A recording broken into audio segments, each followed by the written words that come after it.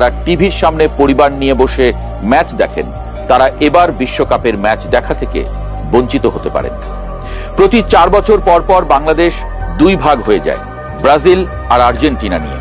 পাড়ার দোকানে রাত জেগে চায়ের কাপ হাতে ম্যাচ দেখা, ছাদে পতাকা টানিয়ে বিশ্বকাপের উত্তেজনায় চিৎকার করা, এই সংস্কৃতিটাই এবার হুমকিতে পড়েছে। কারণ শুধু একটাই, বাংলাদেশের কোনো চ্যানেলই বিশ্বকাপের সম্প্রচার রাইট কিনতে পারেনি। দাম কত চাইছে? বিটিভিকে পাঠানো প্রস্তাব অনুযায়ী মূল দাম 151 কোটি টাকা, আর ট্যাক্স ভ্যাট যোগ করলে মোট দাঁড়ায় প্রায় 200 কোটি টাকা। বিটিভির একজন সিনিয়র কর্মকর্তা নাম প্রকাশ না করে বলেছেন, বিটিভির বার্ষিক বাজেটই হলো মাত্র 3 কোটি টাকা। সম্প্রচার সত্ত্বেই যদি 200 কোটি টাকা খরচ হয়, তাহলে চ্যানেল চলবে কিভাবে? বিটিভির মোট বার্ষিক বাজেট যদি হয় 3 কোটি টাকা আর স্প্রিং বক চাইছে 200 কোটি টাকা, মানে বিটিভির প্রায় 66 বছরের বাজেটের সমান। এটা কি দাবি নাকি রসিকতা?